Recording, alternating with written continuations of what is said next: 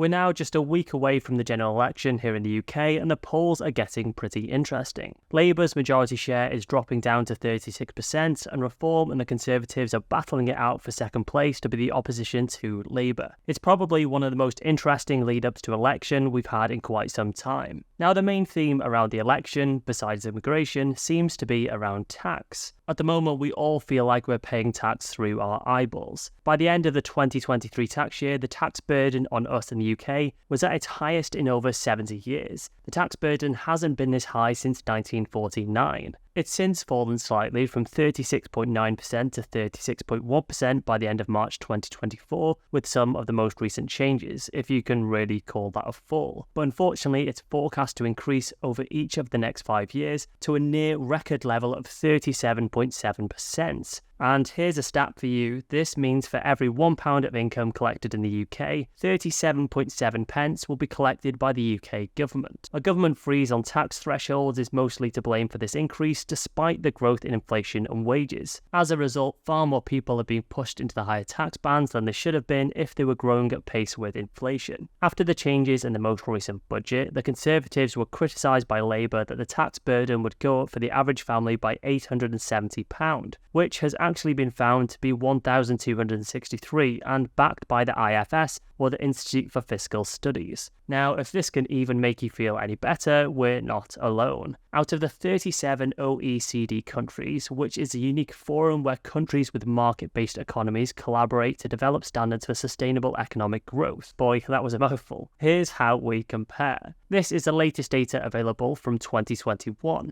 and as you can see, we were way down here. Surprisingly, there's a lot of countries above us up here, which a lot of people mention are doing things better, but they're certainly paying more tax at the same time. There's also this entry here which shows where our rate would compare in 2027-28. The issue is with this, however, is that it doesn't account for the fact that some of these other countries could also grow their tax burden too. It presumes they would all stay the same. A lot of these countries have been hit with the same economic issues through COVID, inflation, and energy prices rising. So we're currently right on the G7 average, but we may be creeping up shortly. But the truth is, I think the majority of us, although we don't like paying tax, if we felt like the money wasn't being absolutely wasted on nothing, maybe we wouldn't mind paying a bit more. If we didn't have to face 5-hour queues when we needed to go to A&E, the last time I went, I gave up and went home. My friend had the option for a 7-hour wait for an ambulance, and houses are being built with no second thought to GP surgeries. Half of the time I can't even get into mind to see somebody. God forbid I had a major health concern, I'm looking into going private because it just worries me so much. Not that that's really what I want to do. And I mean, let's not even mention trying to get into a dentist. The trouble is, demand for spending has never been so high across the board in all areas. It's not just healthcare. And I think this is why immigration has taken such a front seat in this election. More than anything because our core services can't cope as it is, and we definitely don't have enough houses. Hence why the stupid prices we're seeing now, which are only going to get worse. There's a huge counter argument to this, and that we do need skilled workers, and this video isn't about immigration. The point I'm trying to illustrate is,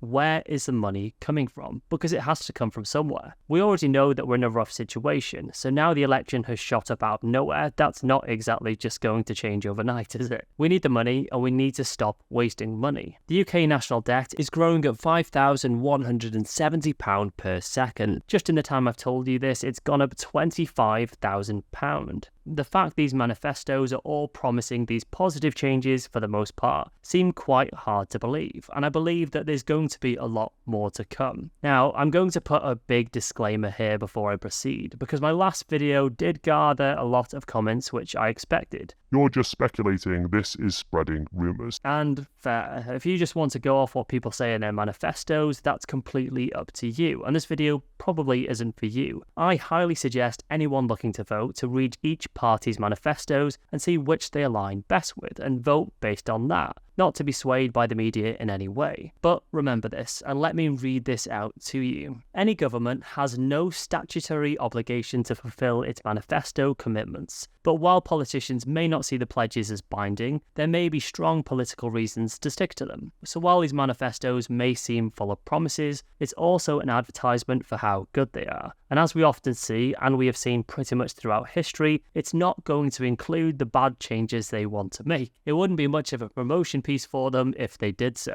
And it's not like the leaders are remotely clear on their actions and give us a yes or no answer. I've seen several interviews where they've been asked for very direct questions and dodged every single time, repeatedly refusing to answer the question. So when people say things like that hasn't been said, there's a whole lot they don't say on both sides, which leaves us to do a lot of the figuring out on our own. And that's the purpose of this video, to look at what may happen in the future so we aren't completely blindsided when it does happen. These manifestos may look good on the surface, but we're basically in some of the worst times ever. Whichever government blames which for creating the mess, so things are going to have to get tough. And although certain things might not be in their manifesto, what do you think is going to happen when they need to make additional cuts or raise more tax? They'll start introducing the policies they didn't put in the manifesto. So there's two things to consider here. Let's make up I'm hypothetically the PM. If I'd said to you for years that I believed in, let's say, council tax being increased every year, multiple times for the past 14 years. If I was then running and in my manifesto I said I have no plans to increase council tax, would you believe that I would never increase council tax in the future? It just wouldn't make sense, as it's not what I believe in unless I've completely changed my mind. The second is that when I need ideas about how I should generate more money from tax and how to make some cuts, and a majority of my advisors around me have influence on me and take part in discussions around what we should be doing and believe in something, it would be pretty silly to think they don't have an influence on impact on what I believe. So yes, we are speculating based on a combination of what has been said in the past and what the supporters and members of the parties believe, plus the questions are dodged and evaded by the potential PMs. This has led to significant doubts raised by the IFS. The IFS chief accused both parties of conspiracy of silence over the truth of the scale of the economic and fiscal challenge facing the next administration. Whoever wins will have to choose between raising taxes by more than they have outlined in their manifestos, cutting public spending further, or increasing borrowing. On the current form, it will be Starmer facing this choice come July 5th. He said it will be a considerable surprise if taxes are not raised over the next 5 years. Huge public spending pressures, a commitment to debt falling,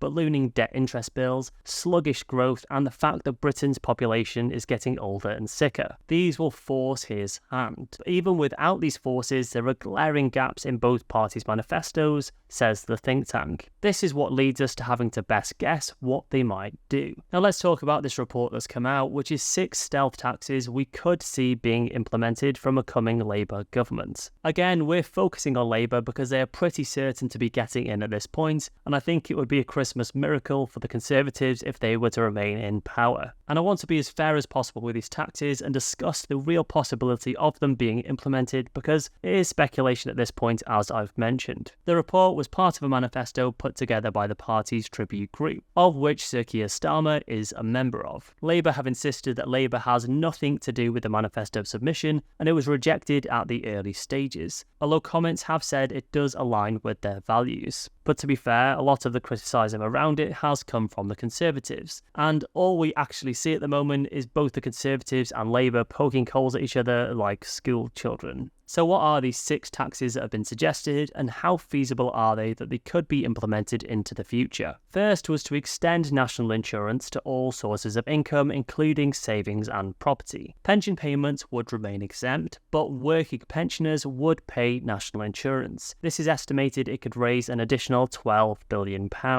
Labour have insisted that they will not raise income tax, national insurance or VAT.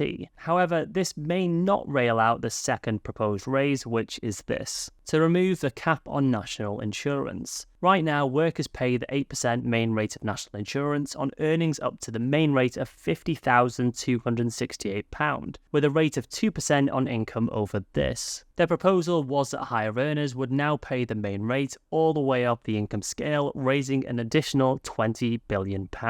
I actually think what would be interesting with this one is if they plan to standardise it. Fair enough, make it 8% all the way up. But also, then why not make the income tax the same all the way up? So people would pay a flat 28% across all earnings. Someone earning the average wage, which apparently, depending on which figures you look at, is $34,963. They would pay $6,200 in tax and national insurance. and some of the elites they want to target, for example someone earning £100,000, would contribute £24,800. Perhaps if the pension contributions, income tax and national insurance were more balanced, all of us working people would feel like we were paying our fair share and be more inclined to earn more money and contribute more. Third was to equalise capital gains tax with income taxes, which would raise an estimated $16 billion. This seems like one of the most obvious targets for Labour, and actually one of the changes I actually expect the most. The previous two are more extreme, but this one is the one where the question keeps getting avoided. Every time Keir gets asked a question, he either repeats, "We will not raise income tax, national insurance or VAT." We will not raise income tax, national insurance or VAT. Or he says there's no plans to do so. There's nothing concrete. Given that he's ruled out so many tax rises, it's fair to speculate on where he will find the extra cash needed, simply by a process of elimination. A raid on the wealthy looks likely. Helen Miller, Deputy Director and Head of Tax at IFS, said wealth levies such as capital gains and inheritance tax are one of the most obvious areas for Labour governments to try and raise revenue. If they want big money and they've ruled out big taxes, then looking at capital incomes would be the place they should look. They may be the most obvious in the sense if you want something big and chunky. A clear target is capital gains tax. It brings in $15.2 billion a year for the Treasury and is charged on profits from the sale of assets, which includes shares, businesses and property that's not a primary home. Capital gains are taxed at lower rates than other forms of income, and there is a suggestion that this gap could be closed. She said that if they want serious money, I'm talking about billions opposed to just rounding errors, they would have to actually start looking at serious reform. This could include the broadening of the number of people who pay tax and removing various reliefs. Starmer has ruled out introducing capital gains tax on the sale of people's primary homes, but a new Labour government could look at broadening the tax elsewhere. Labour has promised not to raise taxes on working people, but further investigation of this idea shows what they mean is income generated from work, suggesting that investment gains are still on the table. Not good news for us investors. According to a memo seen by The Guardian, Labour estimates that raising capital gains tax could raise a further $8 billion in tax revenue. So I think this one is the one that will most likely come first. They also suggested plugging gaps in inheritance tax by ending reliefs that allow farmland, business property and pension pots to be passed on tax-free. This could raise another $4 billion. One change I could see coming here is bringing pensions more in line with ISAs. Not that I suggest you die with this much in your pension pot anyway, and hopefully you don't, but at the moment it's far more tax efficient to die with money in your pension rather than an ISA,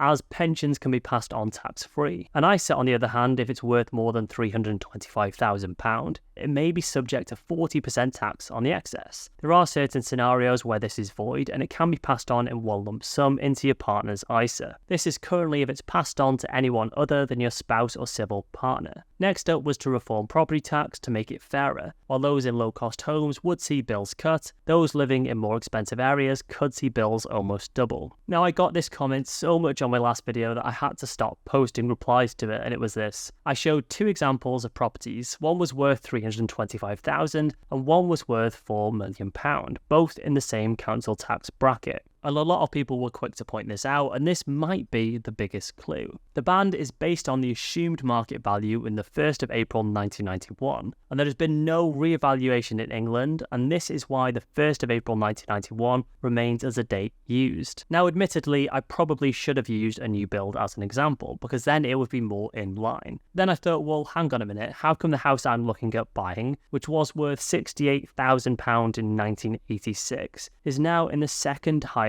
council tax band? And that's because I'm based in Wales. And in Wales, it's based on the 2003 value. So properties in Wales are priced much higher in terms of council tax. Mine works out to be £288 per month over 12 months. So actually, if Wales is Welsh Labour, it might be a pretty strong clue that they would follow suit in England. It would be a pretty obvious change. And while we're on that subject, for my fellow Welsh people, when people complain about the Conservatives wasting money, Labour here have spent £32 million changing our roads from 30 miles an hour to 20, and they're now looking at spending £3 to £5 million changing it back. So they both waste just as much money as one another. 20 miles an hour is painfully slow to drive, trust me. But when you see anything about Wales compared to England, it completely gets avoided in the media. And let's point out as well, avoiding to confirm anything about corporation tax. They've also not confirmed anything about fuel duty or council tax either. So it's very likely that they will happen in the next term. I would put money on it. The last but perhaps more expected tax would be a jackpot tax on extreme wealth, raising $10 billion per year. This is what a lot of people are hoping for, more tax on those with over 10 million, money that some would argue that no one needs. But I do think there has to be something to stop people inheriting insane amounts of money before too long. What I always think is interesting and some people avoid is, let's say you had two families, even pretty normal by today's standards. If one family saves and has a house and passes wealth on, and one doesn't, just think how big of a gap that would create in generations to come, even say 10 generations away. 10 lots of families passing on wealth versus 10 who aren't. Will be forgotten about by then, but I think the problem can escalate quite rapidly in the future and the wealth divide will grow and something will have to be done about it. It does exist now in much smaller numbers. There's people inheriting millions in wealth and never having to work a day in their lives. I think it's a positive idea, but I'm not too convinced on how well they could implement it. It'll be interesting to see what comes of it. I'd like to see them do things like reduce the enormous tax relief they give to big corporations, which destroy small businesses who can't compete. And they should be encouraging small businesses to grow, like increasing things like the VAT threshold. That would be my biggest priority. One thing they really don't talk about with the VAT threshold is how quickly you can hit it. And this was actually a problem my dad had. So my dad was a trained gas engineer, really experienced, and obviously he was over the VAT threshold. By the time you buy supplies, it's so easy to do so. But then when you're coursing for a job, you're coming up against new people coming into the industry who aren't having to be VAT registered. So by default, they're automatically 20% cheaper than you. So what happens is, it's great for the new people, but not for the people who have just been established. And they're not doing amazingly, but they're just trying to make a living. So it's not a fair playing field. VAT should come into play much sooner, or it shouldn't be on the goods you buy, especially on those small businesses. The other problem, of course, it encourages is people will go for the small suppliers who perhaps aren't as experienced just because they're 20% cheaper and they don't get as good a service. We really need to do more things to encourage small businesses to grow. Just grabbing more and more tax, trying to plug our problems seems like a recipe for disaster to me, but we'll see. I hope this has been useful. I find these so fascinating to research and will continue to keep you posted as things develop. If you're new around here, do consider subscribing as I share everything I make and invest right here on this channel as transparent as possible. I won't be dodging questions like the politicians do. So follow along to see my transparent journey right up to 1 million. I'm currently around quarter of the way there. And if you want to see my latest portfolio update, you can check it out right here and I will catch you over there. Thanks.